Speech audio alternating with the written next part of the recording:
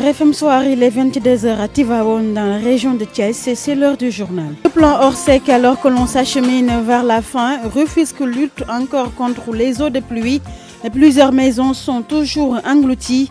Les populations affirment n'avoir pas senti les effets de ce plan. À Saint-Louis, 297 élèves maîtres du CREM sont en grève et ils sont restés 2 mois sans bourse. La rencontre avec les universitaires n'a rien donné. Le message d'alerte de l'ANACIM bien reçu chez les pêcheurs à Yoff. Les pirogues sont arraisonnées, impensable de s'aventurer en mer avec cette houle. La page des sports Abdou Diouf Junior, le tour de web Abdoulaye Diop et quartier vert Youssouf Bodian, bonne santé Salimata Aou.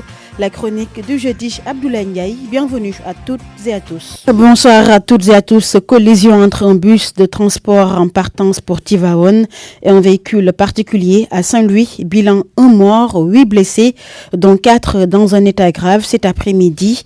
La victime qui a perdu la vie est un jeune de 35 ans qui était dans le véhicule de type particulier. L'accident est survenu sur la RN2 à hauteur du croisement de Rao à la sortie d'un virage dangereux. Et la police qui a fait ses premières statistiques avant cet accident, 75 personnes ont été interpellées, 32 d'entre elles ont été déférées. 6 accidents de la circulation dont 1 mort enregistré, ce qui porte à 2 alors le nombre de personnes décédées pour cette édition. 2086 agents sont mobilisés pour une bonne couverture sécuritaire. Le contrôleur général de la police, directeur de la sécurité publique, a rencontré la presse. Naté Diop. Tout acte de nature à remettre en cause la quiétude des Sénégalais qui vont venir à Tivaouane sera sévèrement réprimé. Le message est clair et le contrôleur général de la police, directeur de la sécurité publique, le commissaire Abdoulaye Diop, se veut ferme. Les chiffres déjà annoncés confirment cette détermination. Il y a eu 75 personnes interpellées pour le moment, pour diverses infractions, pour vol, pour ivresse publique, pour détention de chanvre indien, faux billets de banque, escroquerie, vérification d'identité. Durant la période du 2 au 7-11, 32 personnes ont été déférées au parquet. Pour les effectifs, nous avons mobilisé pour Tivaouane 2086 éléments. Sur un autre registre relatif à la sécurité routière, une perte en vie humaine est déjà enregistrée, regrette le contrôleur général de la police. Pour les infractions routières, ce n'est pas encore tellement grave, mais la vie étant ce qu'elle est, nous présentons nos condoléances à la famille de la victime du dégât mortel. Il y a eu donc 3 dégâts matériels, 2 corporels et 1 mortel, ce qui fait pour le moment un total de 6 accidents de la circulation. À compter de ce jour, toute circulation de moto Jakarta exerçant le transport à Tivaouane est interdite. Les charrettes aussi ne sont pas autorisées à circuler sur les grands axes de la ville et autour de l'esplanade des mosquées. Naté Diop, Tivaouane, Radio Futur Média. Nous vous en parlions dans nos précédentes éditions. Cette saisie qui a eu lieu hier à Nianing, la police sénégalaise ne baisse pas pour autant les bras. La situation est gérable, d'autant plus que le Sénégal est juste un pays de transit. Propos du contrôleur général de la police, directeur de la sûreté publique, le commissaire Abdoulaye Diop, au micro de Naté Diop. Nous aurons pendant tout ce temps le concours de l'OCRTIS, mais également les brigades de recherche pour faire face au trafic illicite de stupéfiants. Également, il faut voir que les délinquants changent toujours de technique et de tactique pour faire passer leur forfait. Mais nous avons des méthodes également pour faire face à tout cela. Ce qui fait que, en fait, nous avons dans toutes les régions un dispositif de lutte contre la drogue, dans toutes les régions. Mais à Tivaouane, il y aura un dispositif spécial, comme lors des grands événements, pour traquer les délinquants et procéder à des interpellations.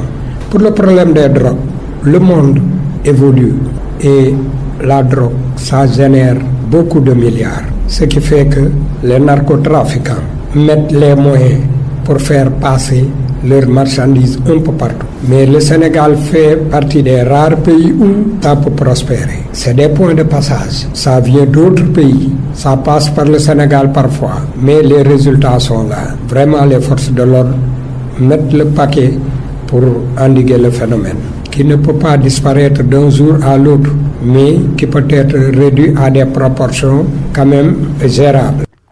À l'instant, le commissaire Abdoulaye Diop, allons à Kaolack où des dispositions pour prendre en charge gratuitement les fidèles en cas d'accident sont prises à l'hôpital régional. Les services d'accueil des urgences est étendu et tous les spécialistes seront réquisitionnés durant tout le temps du Gamou jusqu'au Gamouat de Medina Baye. Khadija Toussar Kébé, directrice de l'hôpital régional de Kaolack, est avec Ibrahim Diamé. Nous travaillons en concert avec la région médicale de Kaolack pour prendre en charge avec les moyens de l'hôpital, mais aussi les moyens qui nous seront donnés par la région médicale de Kaolack. Donc nous sommes en alerte depuis hier. Tous les médecins sont réquisitionnés, tous les spécialistes sont réquisitionnés et alhamdoulilah, sauf la psychiatrie, nous avons presque toutes les spécialités. Nous pensons ne pas pouvoir référer à Dakar, de faire tout ce qu'il y a à faire ici à Kaolack. Mais si ça nécessite aussi qu'on réfère certains cas à Dakar, les dispositions sont là, avec l'ambulance médicalisée, avec l'appui du SAMU sûrement, pour le faire dans les meilleures conditions. Donc nous sommes fin prêts et aujourd'hui nous allons dégager les sites d'extension du SAU parce que tout tournera autour du SAU. C'est le SAU vraiment qui aura le commandement et qui va alerter, réguler à partir de l'accueil et aussi réguler à l'intérieur des services. Et s'ils sont débordés, ils vont réguler à partir vers les sites privés. Donc nous sommes vraiment fin prêts et nous pensons que nous allons faire une meilleure performance que l'année dernière. RFM, la radio de toute l'actualité. 297 élèves maîtres du centre régional de formation de Saint-Louis sont en grève parce qu'ils sont restés 2 mois sans bourse. Ils disent ne rien comprendre car les bourses sont payées dans les autres centres du pays. Certains d'entre eux sont menacés d'expulsion car ils sont en location à Saint-Louis et d'autres n'ont même pas les billets de retour chez eux. Les rencontres avec les autorités n'ont rien donné. Mohamed Nabissila. Des élèves maîtres du centre régional de Saint-Louis sont menacés d'expulsion à cause des charges qui pèsent sur eux. Ils expliquent avoir pris langue avec les autorités depuis un certain moment sans solution. Je m'appelle Abdou Hadr Baro, représentant de l'amicale des élèves maîtres au CRFP de Saint-Louis. Il y a de cela 1 semaine, nous avons fait ces examens-là. Et étant donné qu'après les examens, les gens doivent rentrer chez eux et préparer certainement les affectations, nous restons bloqués à Saint-Louis. Nous ne parvenons pas à payer ces arriérés de location. Certains d'entre nous sont même sous la menace d'expulsion. Sous la menace d'expulsion, je dirais oui. Parce qu'ils ne parviennent plus à payer ces dettes-là. Ces élèves maîtres ne savent plus à quel sein se vouer. Certains d'entre eux sont rentrés chez eux. Ces élèves maîtres-là ne parviennent pas à percevoir leur bourse de 25 000 francs. Nous nous sommes rendus à la préfecture, rencontrer le préfet, rencontrer l'IA, rencontrer le directeur. Le centre de Saint-Louis est le seul centre où les élèves maîtres qui ont été affectés là-bas n'ont pas perçu leur bourse depuis 2 mois. Certains d'entre eux sont rentrés chez eux pour attendre la cérémonie officielle de remise de leur diplôme prévue le 23 novembre prochain. RFM Saint-Louis, Mohamed Nabissila. Nous vous l'annoncions dans les titres à Rufisque après les fortes pluies de cette année. Et c'est le moment de faire le bilan. Des pertes en matériel ont été notées et des maisons toujours sous les eaux, faute de moyens des propriétaires. Les victimes de ces inondations fustigent le manque de soutien des autorités qui avaient pourtant annoncé un plan hors sec. Abdou Diouf Diagne a fait le tour de quelques maisons. Reportage. Les fortes pluies enregistrées cette année à Rufisque laissent toujours des séquelles dans certaines maisons. Cette mère de famille établie à Koloban Guimourit ne dira pas le contraire. Dans sa maison, les dégâts sont énormes. C'est très difficile. Nous avons perdu tous nos bagages. Vous voyez, nos toilettes sont impraticables. Nous sommes obligés d'aller chez le voisin. Ma chambre à coucher est complètement détruite. Et pourtant, je vis avec des enfants malades. Si Ourey Mboup liste ses dégâts matériels, Yatambay, elle, se bat toujours contre les eaux de pluie qui colonise sa maison située à Touba Alouar. Nous avons tout fait, mais les eaux de pluie restent toujours dans nos maisons. À force de travail lors du Magal de Touba, j'ai même eu un accident. Cette maison en face de nous est toujours tous les eaux. Ici, nous n'avons pas les moyens. Vraiment, nous sommes fatigués. Ces victimes d'inondations qui se débrouillent avec les moyens du bord déplorent le manque de soutien des autorités. Nous avons reçu l'aide d'aucune autorité. Nous entendons que des promesses, mais rien de concret. Même le plan Orsec, on ne le sent pas. À un moment, nous avons décidé d'abandonner cette maison. Néanmoins, il garde toujours un brin d'espoir avec le plan Orsec annoncé par les autorités. Un plan qui tarde à démarrer à Rufisque. RFM Rufisque, Abdou Diouf Diagne. Abdou Diouf Diagne, destination Diamniadio, en prélude au Salon de l'Habitat de Bamako, est prévue du 20 au 23 février 2020 au Mali. Une séance de travail a été organisée au ministère de l'Habitat, de l'Urbanisme et de l'Hygiène publique en présence du ministre malien de l'Habitat et du Logement social. Le thème choisi pour cette édition est la politique urbaine et la première sécurité. Youssou Ndour, désigné ambassadeur de ce salon. La cérémonie s'est déroulée sous la présidence d'Abdou Karim Fofana. Il est avec Abdou Diouf Diagne. Donc c'est bien qu'on ait une dynamique communautaire, une approche communautaire pour régler ces problèmes-là. Je vous ai dit tout à l'heure que le marché sénégalais des matériaux de construction dans le cadre du programme 100 000 logements, ce seront à peu près 7 millions de mètres carrés de carreaux, 7 millions de mètres carrés de tuiles, 600 000 portes, 400 000 fenêtres ou 200 000 kits sanitaires. Mais imaginez, à l'échelle de l'UEMOA, ça va être peut-être 710 millions de mètres carrés. Donc les 100 milliards que nous attendons de la fabrication les 5 prochaines années de matériaux de construction pourraient grimper à 1000 milliards. Et comment faire bénéficier à nos économies de ces opportunités, c'est de travailler comme ça, la main dans la main, et faire en sorte que nos pays deviennent un hub de construction, de production de matériaux de logement, puisque nous en sommes de gros consommateurs et nous avons les matières premières et le savoir-faire qu'il faut. Donc c'est comme ça qu'on construit la volonté politique à partir d'une approche communautaire. La météo a annoncé hier une houle dangereuse sur les côtes sénégalaises de mercredi à vendredi. Notre reporter s'est rendu au quai de pêche de Yoff. Constat, sur place, presque toutes les pirogues sont à quai. Les pêcheurs affirment suivre les consignes de la météo. Et selon eux, le mot d'ordre est clair. Personne ne part en mer une fois une houle annoncée. Ils confient ne subir aucun chantage de la part des propriétaires des pirogues, à l'instar de leurs collègues de Saint-Louis, Abdoulaye Diop. Quai de pêche de Yoff, des dizaines de pirogues sont arraisonnées sur la plage. Quelques clients marchandent avec les rares vendeuses de poissons. Ici, le message annonçant la houle par la météo est bien reçu, selon Baye Serigne Lay, capitaine de pirogue. Nous sommes au courant de plusieurs. C'est la raison pour laquelle nous ne sommes pas partis en mer. Ici, si on nous annonce une eau dangereuse, nous restons là. Et si ce n'est pas le cas, nous partons tous ensemble. À quelques pas de lui, là, ces pêcheurs et mareyeurs débattent de la houle. Mais ici, l'un d'entre eux est catégorique. Il ne pense pas aller à la mer avec cette houle.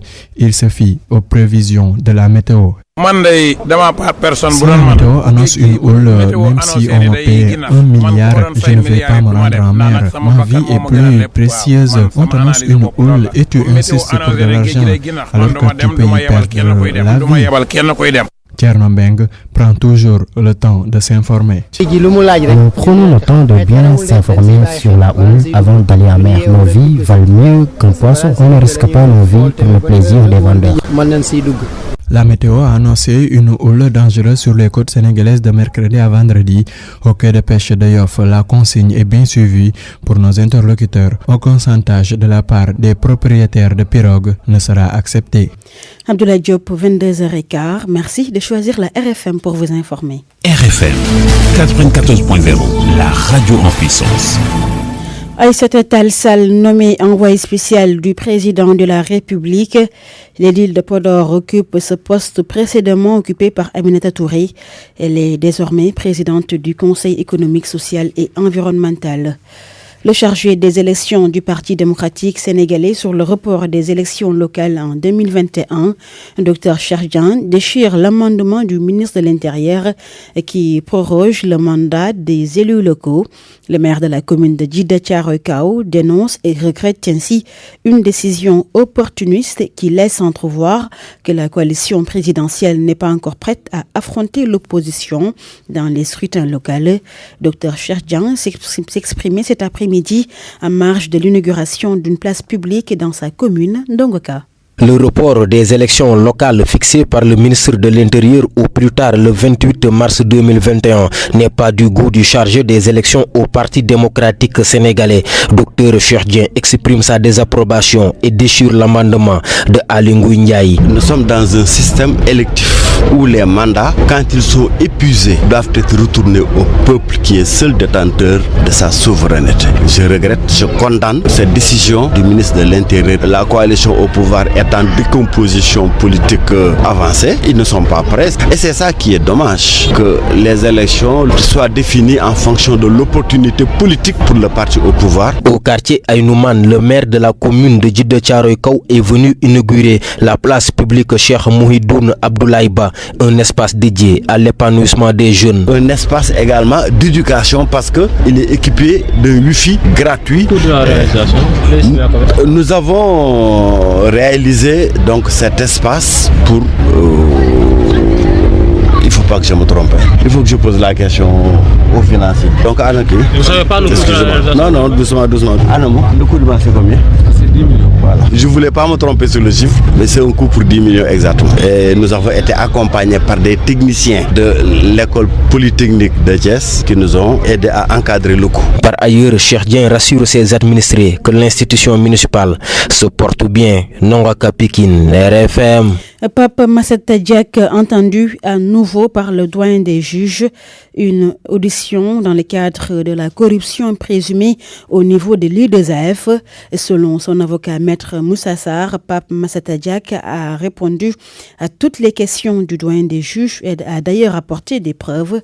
Maître Moussa Sarr rejoint par Pape Besdiba. Mon client, Pape Massata Diack, a été entendu le mardi 5 et aujourd'hui par le doyen des juges d'instruction. Le Sénégal, en exerçant sa souveraineté judiciaire, conformément aux lois et règlements, a ouvert une information judiciaire contre M. Pape Massata Diack en 2016 et il a été inculpé et mis sous contrôle judiciaire. Donc, il y a une procédure locale. Et en plus de cela, il y a une commission rogatoire. Donc, il a été entendu dans le cadre de la procédure ouverte au Sénégal et également dans le cadre de la commission rogatoire. Mais ces deux procédures portent sur les mêmes faits et ce sont les mêmes inculpations. Dans le cadre de ce prétendu scandale, mon client s'est toujours mis à la disposition de la justice. C'est pourquoi il a toujours répondu. Et il doit répondre. Et il a les arguments pour répondre. Donc il a toujours répondu depuis 2016. Il a d'abord été entendu par la sûreté urbaine. Donc M. Pape Massata Diack est à la disposition de la justice de son pays. Donc il a toujours répondu à la justice de son pays depuis 2016. Les auditions sont couvertes du sceau du secret de l'instruction. En ma qualité d'avocat, je ne viole jamais le secret de l'instruction. Donc je ne donnerai pas le contenu des questions ainsi que les réponses. Par contre, je peux vous dire que l'instruction s'est déroulée dans les règles de l'art. Ça s'est déroulé dans d'excellentes conditions. M.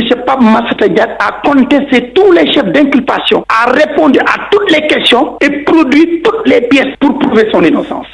À l'instant, Maître Moussa Sarr. Bonsoir, Abdou Diouf Junior. Bonsoir, Fama John.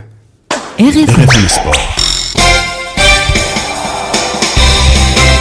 Football, championnat populaire à Mbacké, les compétitions reprennent dès la semaine prochaine. Un consensus a été trouvé entre le maire de la commune et les responsables du mouvement Navétane.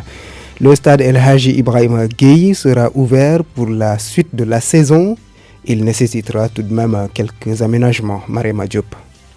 Un comité a été mis en place pour le redémarrage des navétanes dans la commune de Mbacké. Il se chargera de la gestion des travaux du nouveau stade El Hadji Ibrahima Gueye qui devra désormais abriter les compétitions. Ceci grâce à l'appui du maire de Mbacké, Abdoul Mbakendao. Le comité de gestion chargera de la réhabilitation en urgence de l'édifice pour que les acteurs du sport puissent terminer leurs activités de navétane. L'urgence, c'est d'abord le désherbage, le nivellement des pourtours, la construction d'édicules, donc pour les toilettes, l'achat de filets pour les camps, donc et tout autre vraiment besoin qui se présentera, donc je mettrai les moyens. À l'issue d'une réunion à laquelle tous les acteurs ont pris part, la décision a été prise de recommencer les compétitions à partir de la semaine prochaine. Mamadou Ndiaïsi est le président de l'ODECAV. Parce que comme vous le savez, de ces temps-ci, on jouait à Diourbel pour le Navétane. Maintenant, on a décidé de rencontrer le maire. Il y a un consensus entre le maire et les sportifs du département. Et on a décidé, tout juste après les travaux, que peut-être d'ici la semaine prochaine. Pour rappel, le stade olympique Nelson Mandela de Mbacké a été fermé au mois de septembre dernier après sa mise à sac. Les jeunes sportifs espèrent que la décision du ministre des Sports, Martha Arba, de relancer les travaux du nouveau stade sera respectée. Marema Diop, Mbacké, RFM. Marema Diop, championnat national de Ligue 1, Mbour Petite Côte vise tous les tableaux. Les Pélicans ont recruté un entraîneur étranger. Ils veulent d'abord assurer le maintien. Mbour Petite Côte vise tous les trophées cette saison. L'équipe prépare depuis quelque temps à la saison. Nous écoutons Wali Faye, il est le président de la section football de Mbour Petite Côte. Il s'entretient avec Oumar Mbow. Bon, en fait, c'est en fait un partenariat parce que nous avons contracté avec une structure qui s'appelle Ital Green, qui sont spécialisés dans la pose de gazon synthétique et des équipements sportifs. Donc, c'est ce partenariat qui a fait que nous n'avons pas fait appel, mais bon, c'est sur la base de ce partenariat qu'on a eu des entraîneurs italiens. Donc, un entraîneur principal, son adjoint et un préparateur physique. L'objectif cette saison, c'est le maintien, parce que nous venons juste de démarrer avec une nouvelle structure et nous démarrons aussi sur de nouvelles bases. Bon, notre objectif, c'est le maintien et de jouer à fond l'une des coupes, parce que Mbour Petite Côte est une équipe de coupe. Donc, nous allons jouer à fond la Coupe du Sénégal ou bien la Coupe de la Ligue. Mais pour le championnat, nous allons essayer de nous maintenir en Ligue 1.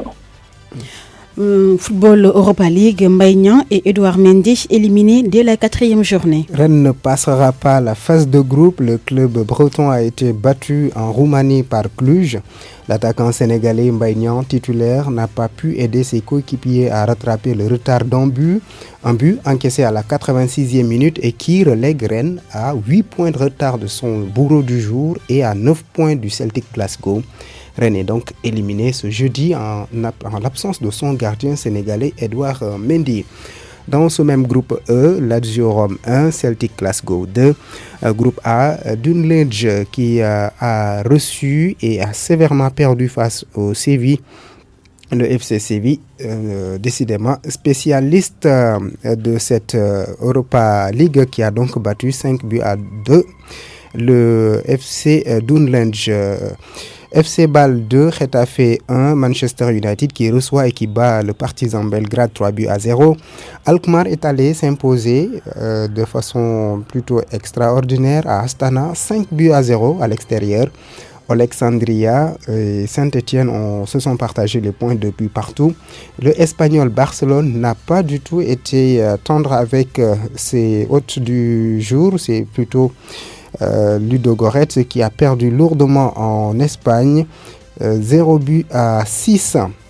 Nous parlons de beach soccer. Abdou, mondial 2019, les Lions reçoivent le drapeau national ce vendredi. Le ministre des Sports, Matarba, c'est lui-même qui va remettre les couleurs nationales à la délégation sénégalaise. La cérémonie est prévue au siège du ministère à 17h.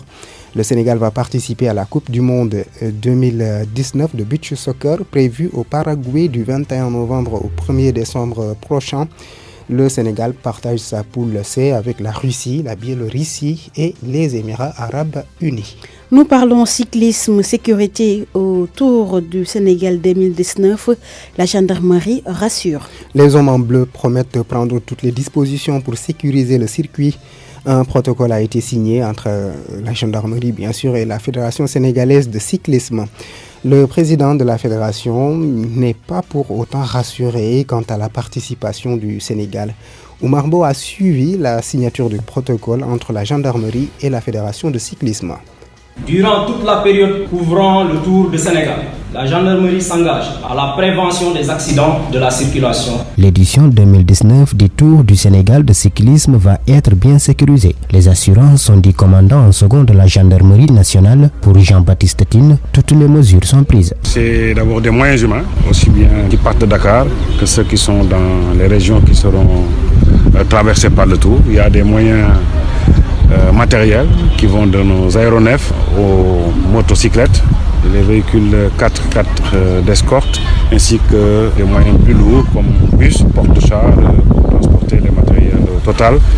Vraiment, nous avons fait un effort exceptionnel pour appuyer ce Tour du Sénégal cycliste cette année. 10 équipes de différentes nationalités vont prendre part à cette compétition. Quelles sont les chances du Sénégal de remporter le Tour de cyclisme 2019? Voici la réponse de Michel Choub, président de la Fédération sénégalaise de cyclisme. C'est difficile parce que là, c'est un peu compliqué avec les équipes sénégalaises. Cette année, nous n'avons pas eu la chance de faire des compétitions internationales. Là, nous attendons. Bon, malheureusement, on n'a pas pu faire ce regroupement, mais ce sera très dur. Le vainqueur de l'édition précédente, l'Allemand Duncan, sera le grand absent cette année. Le Tour du Sénégal de cyclisme 2019 est prévu du 9 au 17 novembre prochain.